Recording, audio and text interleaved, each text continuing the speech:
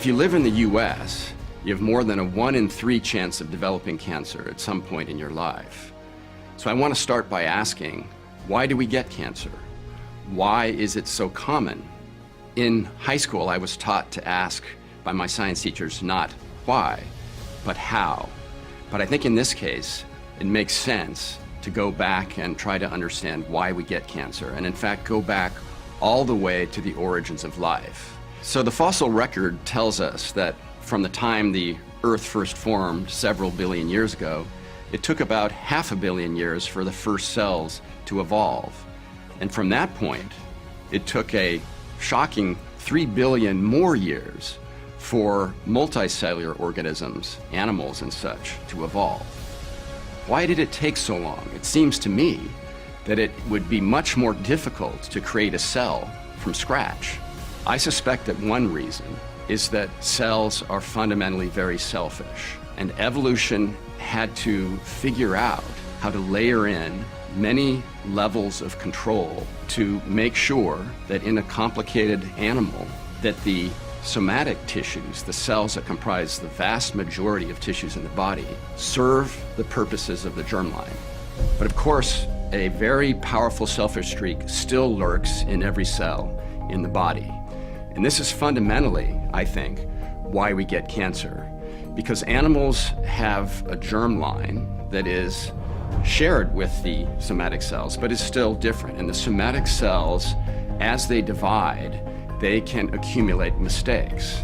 Now, to understand how a somatic cell might turn into a cancer cell, we have to understand something about the genetic material itself. DNA is a beautiful double helix. Human DNA is composed of about 6 billion nucleotides. The nucleotides are the rungs on this ladder, and they are read out as a code that produces or encodes all of the molecules, the complicated tissues and components of the body. As each cell divides, those 6 billion nucleotides must be copied, and as they are copied, errors occur. It's estimated for human cells that the error rate is about 10 to several hundred mutations per cell division per cell. That may sound like a lot, but remember it's in the context of 6 billion nucleotides. So it's actually a very small error rate, but it adds up over the course of a lifetime. As mutations accumulate through aging and cell division and through exposure to carcinogens, there's the possibility that some of these mutations inactivate growth control mechanisms that are involved in controlling normal cell division. In fact, with new ultra-high throughput DNA sequencing technologies, we can now get a very clear view of the mutations that are present in tumor cells. And it turns out that there are thousands, sometimes tens of thousands of mutations present in the genomes of these cancer cells. So an analogy can be made between a cancer cell and a pathogen or a parasite. So, for instance, an infection, a bacterial infection, typically starts with maybe a single organism, but rapidly can develop into an infection where there are billions of microorganisms that have invaded the body. Tumor cells are, in a sense, much the same. A single cell, in principle, can give rise to a large clone, ultimately, of billions of cells. Of course, with growth, whether it's bacteria or cancer, with growth comes the possibility of heterogeneity, because as each cell divides, as we've learned, mutations occur and accumulate. And that gives you the possibility, if you are a microorganism or a cancer, that gives you the possibility to develop resistance to whatever therapy that's being applied. And we'll come back to that a little bit later. Now, there's a critical difference between a parasite and a tumor cell, and that is that parasites don't have a human genome, whereas tumor cells do. And that creates an enormous challenge, because any cancer therapy has to distinguish tumor cells from normal cells. And even though many mutations accumulate in a tumor cell, compared to the total number of nucleotides, it's still a tiny, tiny percentage. So, If you compare my genome, for instance, to yours, there is one difference per 1,000 nucleotides or bases. If I had a tumor, the difference between a typical cell in that tumor and my germline would be fewer than one mutation per 100,000 nucleotides. It's also worth putting that in the context of what's happening in our normal tissues. As we age, the tissues in our bodies accumulate mutations. So by the time someone is in his or her mid-50s, there are nearly as many somatic mutations in a normal tissue as there are in a tumor cell. At least in the case of tissues that have to be repaired frequently, like the lining of the gut, like the skin, like the blood cells. Of course, in healthy tissues, those mutations don't do any harm. In tumor cells, through a process of random mutation and natural selection, certain functions, as we talked about, have been inactivated or activated, leading to malignant growth. In the case of a parasite, it's relatively simple for the body itself to distinguish. And of course, that's what the immune system does when it reacts to a parasite infection, a pathogenic infection. Cancer, it's much more challenging, as we've heard, because there are relatively small differences that the immune system has to detect. So I want to turn now to try to understand why the war on cancer has been so much tougher than we thought it would be.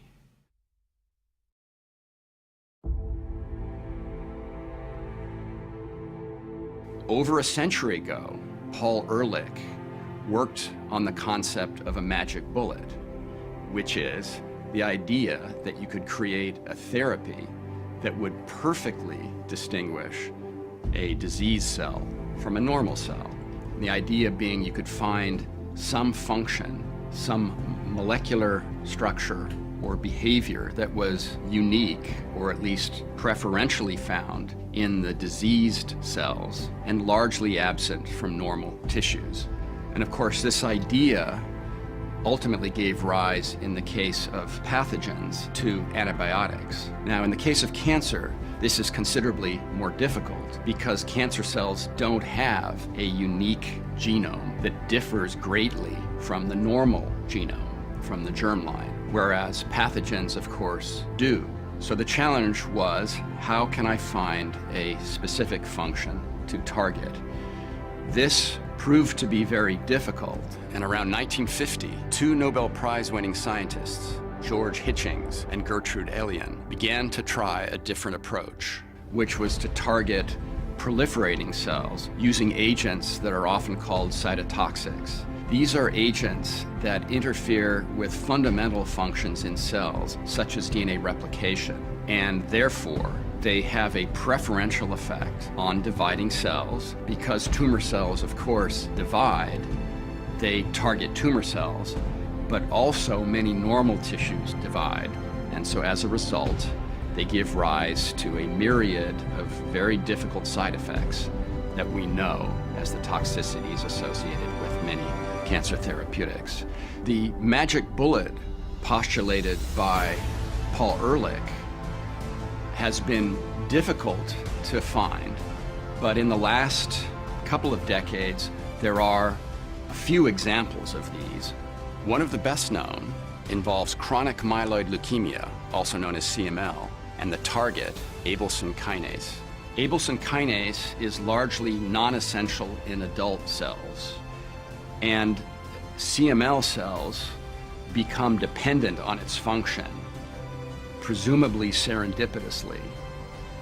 And that gives the opportunity to create a drug which targets CML cells quite specifically and is comparatively benign against normal cells.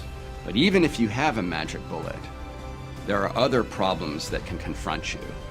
And one of them is drug resistance.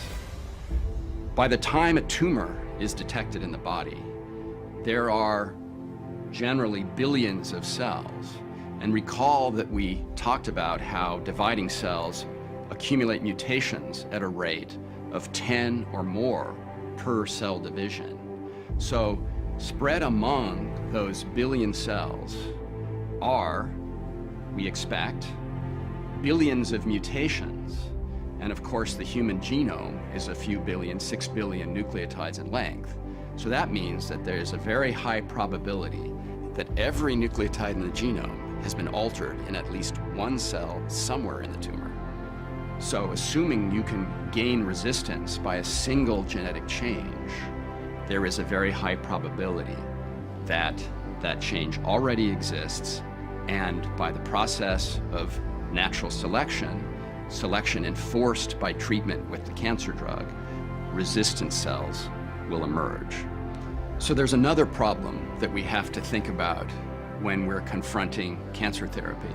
To a somewhat surprising extent, tumor cells, at least initially, cooperate with a therapeutic intervention in that they can commit a kind of cellular suicide called apoptosis, whereby when stressed or subjected to some therapeutic intervention, they actually disintegrate, fall on their swords, kill themselves. But as they accumulate mutations, as they continue to evolve and develop resistance to therapeutic intervention, they become more like a pathogen, a bacterium, or even something like yeast, single-celled organisms that don't commit programmed cell death. But of course, the immune system evolved to deal with such entities. And so for over a century, the goal for scientists has been to try to engage the immune system against cancer. As cancer cells evolve, mutate, and are selected in the body, they behave more like a parasite, like a bacterium, or like yeast.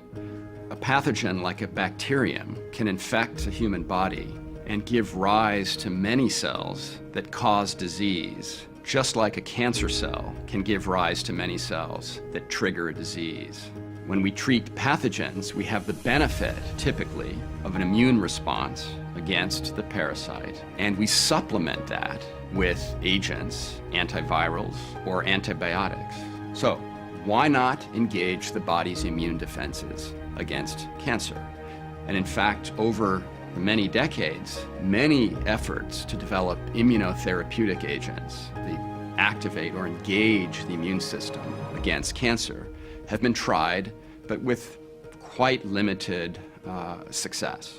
It has been clear that the immune system does see something in a cancer because you often find in tumors signs of inflammation, sometimes infiltration by immune cells, lymphocytes, and so forth. So the question has been, what is being recognized by the immune system? And can we get the immune system to recognize more things or recognize them better without, of course, unleashing the immune system on all our normal tissues? That is, can we develop agents that are more like magic bullets and less like the chemotherapeutics, the cytotoxic drugs that were developed starting around 1950? So I'd like to now introduce some concepts for immunotherapy that have developed over the last few years. The first one is the idea of a BiTE, or a bispecific T-cell engager. A BiTE is a genetically engineered antibody construct that is made by linking the targeting regions from two different antibodies. One region binds to a protein found on killer T-cells, the most powerful type of immune cell, while the other is designed to engage a tumor-selective target. The key idea here is to find a protein target that predominates on tumor cells, but is rare on normal cells. The goal is to use the BiTE molecule to link the T-cell and tumor cell together, at which point the T-cell should recognize the tumor cell and initiate mechanisms to kill it. So the second concept I'd like to discuss involves the use of a virus, but not as an enemy, but rather as a friend, a tool against cancer.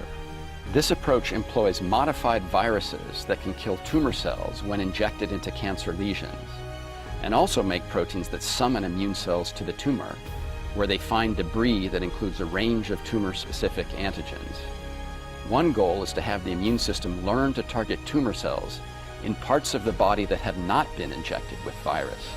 The final concept that I'd like to talk about involves a discovery made a couple of decades ago that T cells not only react to a stimulus like a pathogen, but also have a machinery to quiet them back down. And this makes sense so that they don't react overzealously to normal tissues and create a dangerous situation during an infection.